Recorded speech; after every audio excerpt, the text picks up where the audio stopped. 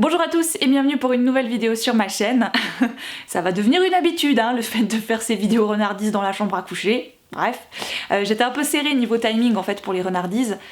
Je sais pas pourquoi, ça m'est pas sorti de l'esprit, mais je voyais les dates vachement plus espacées et donc on est dimanche.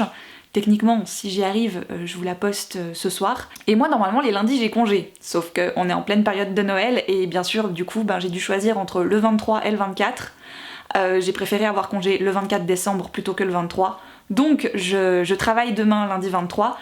C'est toute une réorganisation dans ma semaine et tout, donc du coup je suis là, ah mais attends, mais si j'ai pas congé et tout, il faut tout que je fasse très vite. Et en fait j'ai dû la refaire parce que j'avais oublié plein de trucs que je voulais vous dire et en plus mon sujet de fin de vidéo est très très long. J'ai un petit peu dû goupiller ça différemment, donc bienvenue pour cette vidéo renardise de la saison de l'automne.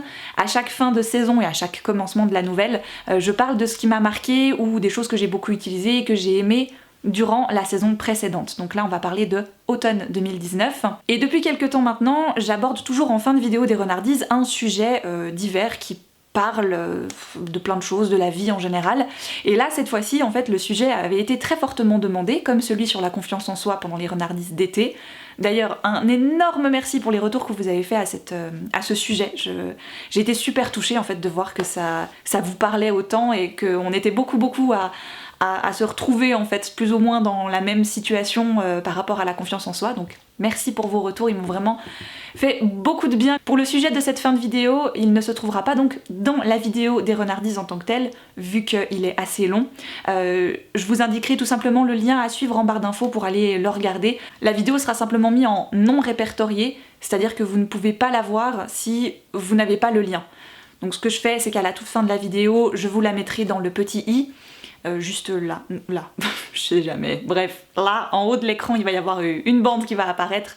Vous pourrez cliquer dessus et comme ça, vous aurez accès directement à cette vidéo. Ou alors sinon, il vous suffira d'aller cliquer en barre d'infos. Pour ceux qui ne connaissent pas ce rendez-vous, les renardises, c'est une vidéo qui sort 4 fois par année où je parle de trucs qui n'ont rien à voir avec la lecture. On va d'ailleurs commencer, comme d'hab, un petit peu avec les films et les séries. Je vais vous présenter qu'une seule série, je pense, déjà parce qu'il n'y en a qu'une seule qui m'a vraiment marqué cette saison, et aussi parce que je préfère toujours parler des séries que j'ai vraiment beaucoup aimées, plutôt que les séries que j'ai un petit peu regardées, mais qui sont sympas, mais sans plus.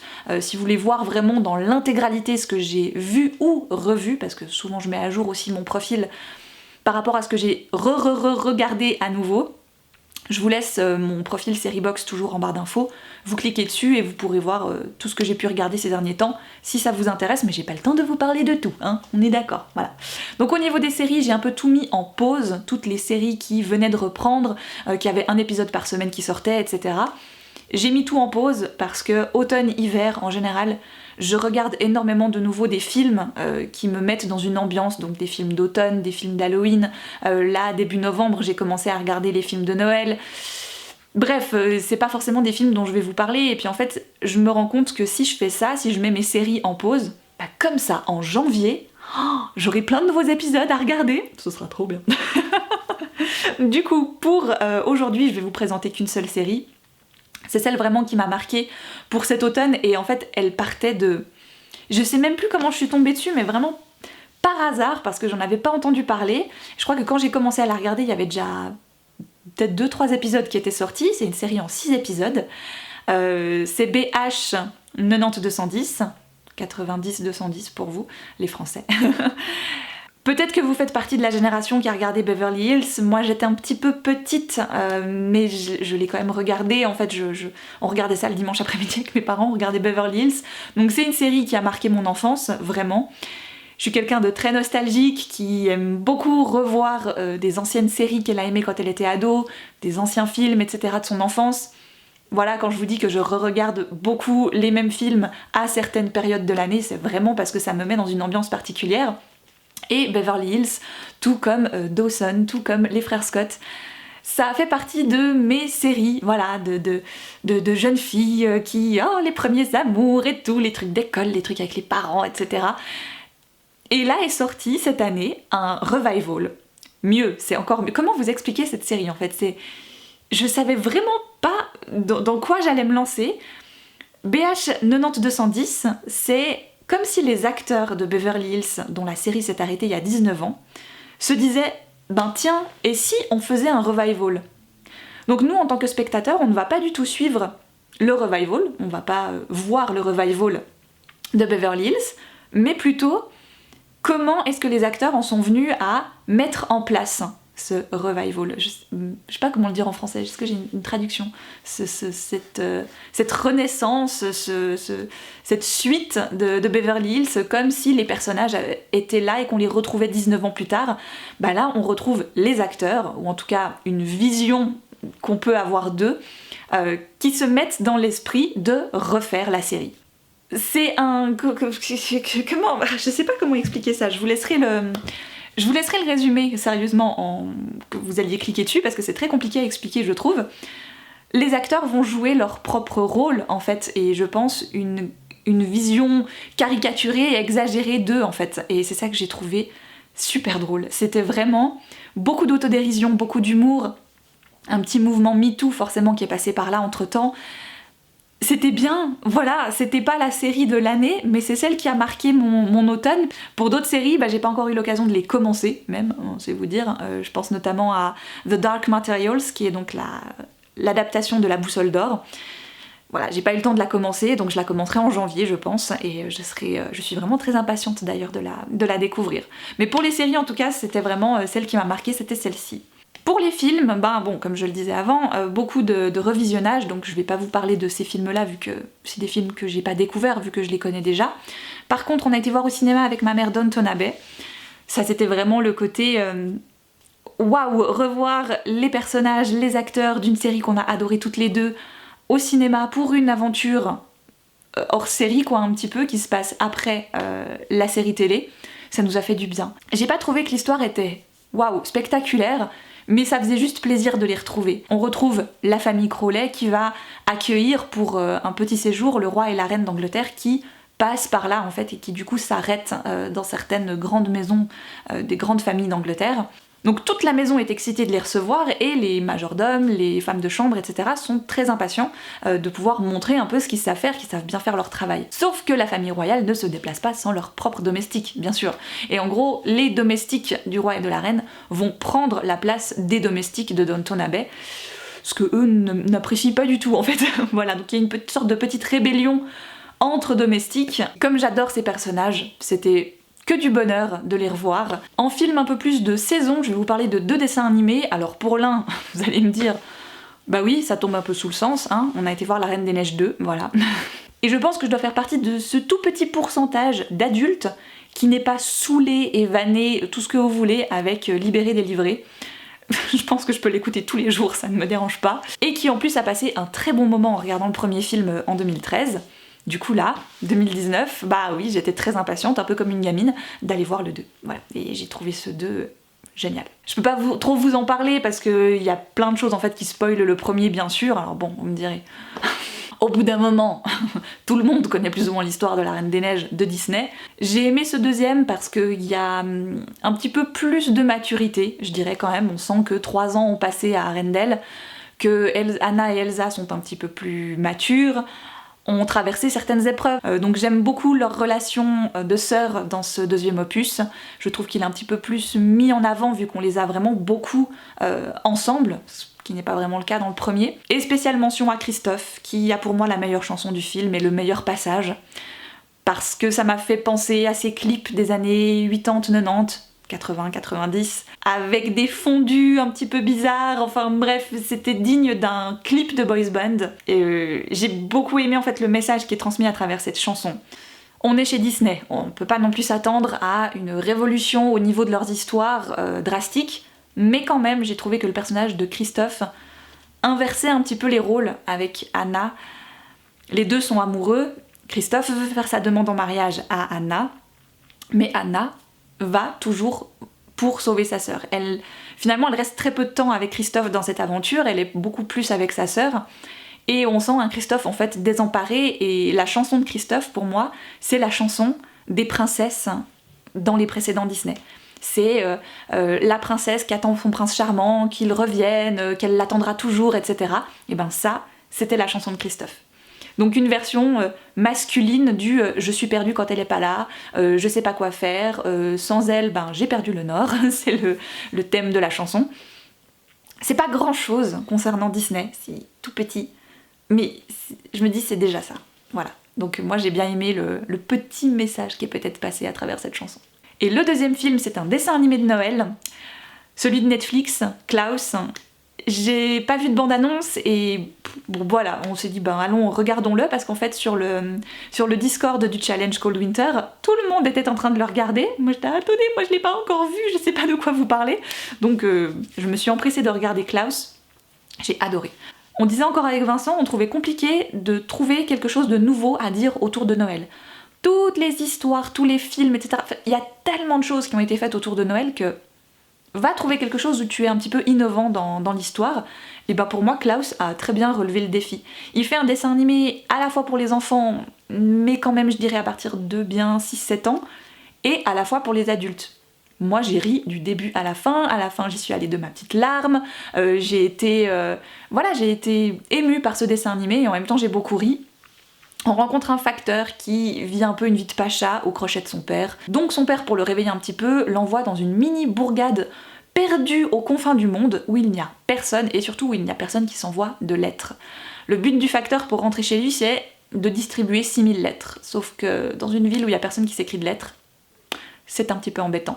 Le problème des habitants de cette ville, c'est qu'ils ne s'aiment pas. C'est deux clans rivaux depuis des milliers d'années. Et visiblement c'est pas prêt de changer, donc plutôt que de s'envoyer des lettres, ils s'envoient plutôt des coups de couteau et ce genre de trucs qu'on se fait entre voisins quoi, habituel. Donc le facteur est complètement désespéré et un jour il va aller plus loin que la petite ville, se perdre un petit peu dans la forêt et il va rencontrer un gros bonhomme qui lui fait peur, qui a plein de jouets dans sa maison, qui n'adresse la parole à personne et qui s'appelle Klaus. J'ai ri parce que le facteur est drôle déjà, je trouve qu'il a l'humour des adultes. Bêtement, enfin voilà, ils n'ont pas voulu faire des blagues exprès pour les enfants, je trouve que c'est assez adulte finalement. Le dessin aussi est particulier, moi il m'a fait penser un petit peu à ce dessin assez froid et impersonnel de La Belle au bois dormant par exemple, des traits très piquants en fait, beaucoup de coins, c'est pas du tout doux comme dessin, c'est très froid. Mais d'un côté, je trouvais que ça collait à l'ambiance de la ville, qui est déjà assez glauque comme ça. Petit à petit, en fait, il y a l'ambiance de la ville qui se met à changer. C'est vraiment... j'ai trouvé, voilà, que c'était très innovant et nous, on a passé en tout cas un très très bon moment. Du coup, après ça, devant un film en général, qu'est-ce qu'on fait? On boit du thé. Eh oui. Je vais vous présenter donc deux nouveautés. Et deux nouveautés de thé, haha. Ok, elle était très pourrie, désolée, voilà. Oh, ça va, hein. Ces temps, je découvrais pratiquement aucun nouveau thé. Elle me fera rire. Donc, cette saison, je me suis dit, tiens, j'ai envie de découvrir de nouvelles saveurs de thé.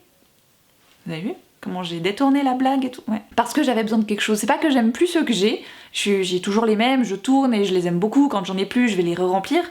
Mais là, je me dis, ouais, un petit truc un peu nouveau là, ce serait bien. Donc je vais vous en présenter deux que je n'ai même pas acheté moi-même. Voilà, ce sont des cadeaux. Le premier, c'est un mariage frère. J'ai pas de boutique en Suisse, je crois, enfin en tout cas pas à Fribourg. Et moi honnêtement, faire des kilomètres pour trouver une marque ou un truc, ça m'intéresse pas. Donc si j'ai l'occasion d'en trouver ici, je prends. Si j'ai pas, ça m'intéresse pas, donc je prends autre chose en fait, je m'arrange autrement. Mais là dernièrement j'ai une collègue qui a été à Paris et elle a ramené du thé mariage frère pour elle, et en plus elle s'est dit qu'elle allait me faire découvrir son thé préféré qui est le Marco Polo. Je ne peux pas vous en dire grand chose parce que c'est tout simplement noté merveilleux thé noir, goût, fruits et fleuris. Donc en effet, coup de bol, elle a bien joué son coup. Oh, sinon je lui aurais redonné si ça me plaisait pas, vu que c'est son préféré, voilà. Mais je sais pas exactement ce qu'il contient, j'ai même pas été regarder, je vous avouerai. Mais il est très très bon, j'avoue qu'il est très très bon. Ensuite, je vous parle de celui-ci. Donc ça, c'est une abonnée qui me l'a envoyé. D'ailleurs, je te remercie encore une fois, parce que je le bois avec parcimonie, parce qu'il est vraiment très bon. Ça vient de La Route des Arômes, qui est visiblement une boutique de thé lyonnaise. Oui, c'est noté dessus, lyonnais depuis 1933. Il suffisait de lire ce qui était noté sur le paquet, ok, ça va. C'est un automne à Central Park. Alors déjà rien que le nom, je fais oh, ça c'est vraiment pour moi, ça c'est mon truc ça.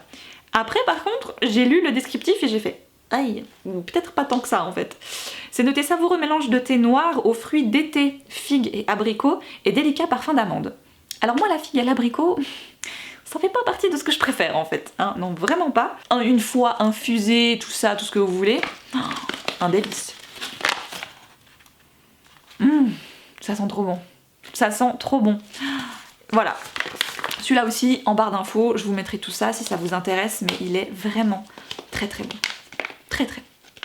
Je l'ai dit qu'il était très bon, il est très très bon. Pour boire du thé, il faut des tasses. Oui, alors je vais pas du tout vous présenter des tasses de saison automnale, hein, parce que j'ai cherché un petit peu. Alors je sais pas chez vous, mais ici j'étais un peu dégoûtée de voir que le 12 octobre, donc quand j'étais encore en vacances d'automne, que je m'apprêtais à fêter Halloween, que je faisais encore beaucoup de tartes à la courge, il y avait en fait toutes les collections de Noël qui étaient sorties en magasin. J'ai pas compris. Le 12 octobre, c'est pas Noël. Que tu les sortes début novembre, bon, à la rigueur, mais alors mi-octobre, j'étais un peu... Bref. Donc j'ai pas trouvé de tasse d'automne, je voulais une nouvelle tasse un petit peu automnale, en boutique bien sûr, hein, parce que je préfère acheter en boutique plutôt que commander. Ah bah j'ai pas trouvé. Donc tant pis. Je me suis pris des tasses de Noël, du coup, bah, voilà. Parce que j'avais envie de nouvelles tasses et en fait maintenant pour arrêter d'être frustrée quand je vois une jolie tasse et de me retenir de l'acheter parce que oui c'est clair j'ai pas besoin d'une nouvelle tasse, on est d'accord, mais j'en ai très envie quand même, hein, voilà.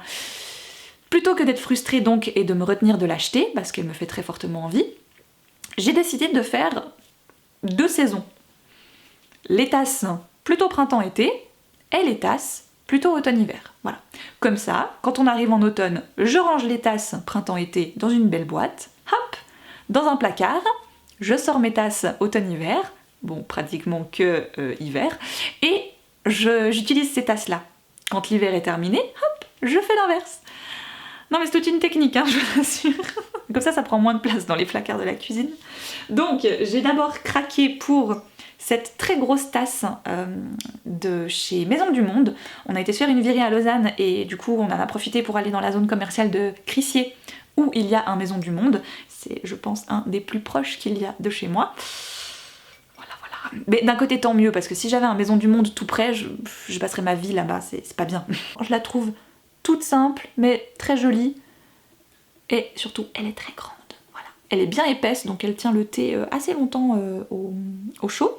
Et la deuxième, c'est celle-ci. Donc ça, si vous me suivez sur Instagram, vous l'avez déjà vue parce que c'est celle que Vincent m'a offerte dans notre calendrier de l'Avent. Voilà, de l'autre côté c'est la même chose, hein. Je la trouve trop belle. Donc celle-là, elle vient de la boutique de thé Tekoé, que nous on a à la gare de Fribourg, et elle se trouve un petit peu partout maintenant, ces boutiques de thé, il me semble. Donc voilà, c'est mon petit plaisir de la saison. M'offrir une, voire 2 nouvelles tasses. Là c'était 2, mais il y a une c'est moi, l'autre c'est pas moi. On peut pas non plus, hein? Allez. C'est pas complètement ma faute du coup, on est d'accord. Du coup, film, série, thé, tasse, qu'est-ce qui manque? Un truc à bouffer, non? Cette année, j'ai enfin trouvé, et là on crie un gros Alléluia, j'ai trouvé la recette idéale des cinnamon rolls. Donc le roulé à la cannelle, qui, je pense honnêtement, doit être ma gourmandise préférée de tous les temps. Vraiment. Parce que je pense que je me damnerais pour des cinnamon rolls. Peut-être même que j'ai déjà vendu mon âme. Je m'en suis peut-être pas encore rendu compte, mais c'est très certainement le cas. C'est une pâtisserie que j'ai toujours voulu reproduire, que je n'ai jamais réussi à faire depuis 2-3 ans que j'essaye. J'arrivais pas, bref, ça voulait pas, ça montait pas, c'était trop dur, c'était pas assez comme ci, pas assez comme ça. Bref, je commençais légèrement à désespérer, hein, c'est vous dire. Et là, cette année, je me suis dit, bon, allez, cette fois tu recommences, ça va le faire. Et j'ai trouvé la recette. Je vous jure, celle-là, je ne la lâche plus. Je l'ai notée sur une de mes petites cartes. J'ai acheté une boîte en fait pour pouvoir mettre mes recettes à l'intérieur. Si tout d'un coup un jour Pinterest me lâche, au moins je sais que mes préférés seront là-dedans. Alors du coup bien sûr, je suis pas comme ça, je vous la partage en barre d'infos, parce qu'elle est vraiment parfaite en fait. Je la réussis. Voilà, je tiens enfin une recette que je réussis. Donc je suis très heureuse. Et alors ça, d'ailleurs j'ai faim là, et donc ça me ferait trop plaisir de me faire des cinnamon rolls, mais j'ai absolument pas le temps. Mais ça me ferait plaisir.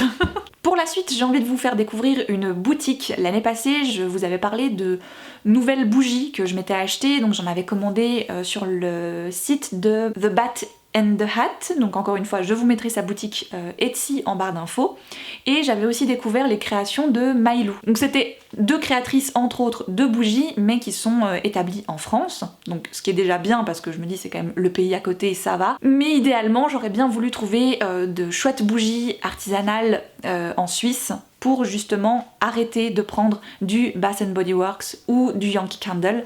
Parce que pour moi ce sont des bougies qui ne sont pas bien, j'adore les bougies qui sentent bon, vraiment c'est quelque chose que j'adore, mais il faut aussi voilà, faire un petit peu attention à ce qu'on fait brûler chez soi, et je voulais quelque chose de plus respectueux, de moins nocif aussi, et de plus, enfin bref, de mieux quoi. Donc j'avais trouvé ces deux créatrices l'année passée, j'avais adoré leurs produits d'ailleurs, mais je me disais bon, si je pouvais trouver quelque chose ici ce serait quand même vachement bien, et j'ai découvert la boutique Light and Bubble, qui est établie dans la petite région de Gland, donc dans le canton de Vaud, si je ne dis pas de bêtises, donc c'est un peu à côté, hein, c'est pas tout près, mais c'est un peu à côté de chez moi. Il me semble que j'avais déjà commandé des choses chez eux avant, et puis finalement j'ai vraiment découvert la marque en passant commande de leur boîte mystère, donc de leur box mystère saisonnière. Pour chaque saison, ils font une box, une mystery box comme ils l'appellent, et moi j'avais craqué pour celle d'automne, voilà, parce que je m'étais dit c'est la bonne saison en fait pour découvrir un peu la marque dans des choses, dans des produits que je n'avais pas encore découvert chez eux. Donc ils font des bougies, ils font des bombes de bain, ils font des shampoings, ils font des produits pour le corps, des produits pour le visage, bref, vraiment tout un tas de choses, encore une fois, tout sera indiqué en barre d'infos, et waouh! J'ai ouvert la box d'automne, j'ai été mais sous le charme, vraiment. Je sais que quand je l'avais présentée sur Instagram, certains m'ont dit « Ouais mais quand même elle est un petit peu chère, je crois qu'elle est entre 50 et 60 francs suisses ». Mais honnêtement, pour les produits qu'il y a dedans, c'est du taille réelle, donc du full size comme on dit, c'est des produits, le produit est fini, c'est pas juste un petit échantillon. On a des belles bougies, tout est fait avec soin. Enfin, je vais vous montrer un petit peu en détail ce que j'ai reçu par exemple dans la box mystère de l'hiver, parce que celle d'automne j'ai déjà passablement beaucoup consommé ce qu'il y avait dedans. Donc ça tourne toujours autour de la saison concernée, donc dans la box d'hiver c'est plutôt des choses typé hiver, typé Noël. On avait le Mary Cake, pas sûr que ça fasse très bien le focus, mais vous voyez un petit peu à quoi ça ressemble. Alors il est exprès un petit peu friable, ça c'est voulu, parce qu'en fait il est pressé à la main. Donc ça c'est le genre de petites choses que vous vous éparpillez, en fait que vous émettiez dans votre bain. Il y avait aussi un gommage pour le corps et le visage qui s'appelle Witch's Brew, donc c'est gommage, visage et corps, chocolat et marshmallow. T'as envie de le tartiner, t'as pas du tout envie de te tartiner le corps avec, mais t'as envie de t'en tartiner sur des tartines et de le manger comme ça tellement ils sont bons. Et regardez, c'est trop joli, il y a plein de petites paillettes dedans et tout, c'est trop beau. Bref, conquise. Et il y avait quoi d'autre? Ah oui, dans la box il y avait encore ceci, Starry Night, c'est une petite huile corporelle, une huile sèche. Honnêtement je l'utilise comme parfum quoi. Le matin je m'en mets là sur le cou, sur les poignets, elles sont super bonnes. Elle est à quoi déjà? Pomme, patchouli et myrrhe. Un délice, ça sent trop bon. Qu'est-ce qu'il y avait d'autre? Il y avait aussi une bougie que j'ai déjà bientôt terminée. C'était la Christmas Land. Voilà. Encore une fois, tous les détails seront en bas. Donc là, c'est sapin et agrumes. Pour moi, tu peux pas te tromper en mettant ça comme senteur. Ça sent super bon. Donc c'est bougie, cire de soja et comme mèche, ils ont c'est un petit bout de bois en fait. Je sais pas comment on dit dans le monde de la bougie, mais c'est très agréable. Ouais, nos mèches en bois offrent une combustion unique comparée aux mèches en coton. Elles émettent en brûlant un petit crépitement rappelant un feu de cheminée, ce qui est vrai. Ça sent super bon. Et c'est tout. Alors il y avait plus de trucs, mais il y a des choses que j'ai déjà utilisées, que j'ai déjà... voilà. Donc par exemple, j'ai passé commande ensuite pour d'autres bougies, parce que juste ça sent trop bon. J'ai commandé la Woods, qui est notée donc bois ancien, noix de muscade et clous de girofle. Voilà. Puis regardez, en fait dans toutes leurs bougies, il y a des petites paillettes et tout, c'est beaucoup trop mignon. Enfin, je trouve qu'en tout cas tout ce qui est entretien, packaging, quand tu ouvres ton colis et tout, c'est super bien fait, les produits sont soignés, tout est... Ah oui, c'est ça que je voulais vous montrer surtout. En fait, dans chacune de nos box, il y a un petit dépliant, un petit livret qui va nous parler de la box en question. À chaque fois, on a un petit mot d'introduction. qui nous parle de la période. Par exemple, pour celui-ci, c'était noté que le solstice d'hiver aura lieu le 22 décembre à 5h19. Il correspond au jour le plus court de l'année, à la nuit la plus longue. Et ensuite, on a tout un descriptif de voilà, qu'est-ce qu'on aime faire dans cette période. Il y a ce côté un peu mystique aussi derrière la marque que j'aime beaucoup. On retrouve ensuite tout ce qui concerne les produits qu'on a reçus dans notre box, donc tous les ingrédients, la façon dont ils ont été faits, l'histoire aussi des fois qu'il y a derrière, par exemple pour la bougie Christmasland. C'est inspiré par le roman Wraith, Welcome to Christmasland de Joe Hill. L'histoire raconte la traque de Vic McQueen pour retrouver le diabolique et immortel Charlie Manx, un vampire qui rajeunit en se nourrissant de l'énergie vitale des enfants qu'il kidnappe pour les emmener dans le monde maléfique de Christmasland, un endroit issu de son imagination où chaque jour est Noël. C'est plein de... Toutes leurs inspirations en fait sont un peu magiques. Et moi ça me plaît quoi. Qu'on n'ait pas que le Père Noël, les chamallows et ce genre de trucs. Il y a ce côté des fois un petit peu effrayant. On va parler de la Befana par exemple. Il parle là du Krampus. C'est une créature mythique anthropomorphe qui autrefois s'occupait des punitions destinées aux enfants qui n'avaient pas été sages. Puis le petit truc de fin que j'aime bien, c'est la Winter Bucket List. Donc les trucs chouettes à faire en hiver. Par exemple, essayer de nouvelles tisanes, passer une journée cocooning pyjama film de Noël, boire du vin chaud, préparer des biscuits au pain d'épices, célébrer le solstice, visiter les marchés de Noël de la région. En fait, ce que j'aime avec cette marque, c'est qu'elle est encore dans son écrin un peu de nouveauté, et vraiment on sent le côté fait maison, fait main, c'est pas du tout industrialisé. Et je suis vraiment super contente de cette marque quoi, voilà. J'avais envie de vous la présenter parce que c'est important je trouve de présenter des petites choses qui se passent autour de chez nous aussi. Et vraiment pour moi, là en tout cas, j'ai trouvé la perle rare et je vais très certainement passer d'énormes commandes chez eux. Voilà, parce qu'ils ont en fait dans leur catalogue tout ce qui me plaît, tout ce qui me correspond. Et ça, je trouve ça trop cool. Je vous ai présenté tout ce que j'avais à présenter. Voilà, cette fois, j'ai rien oublié.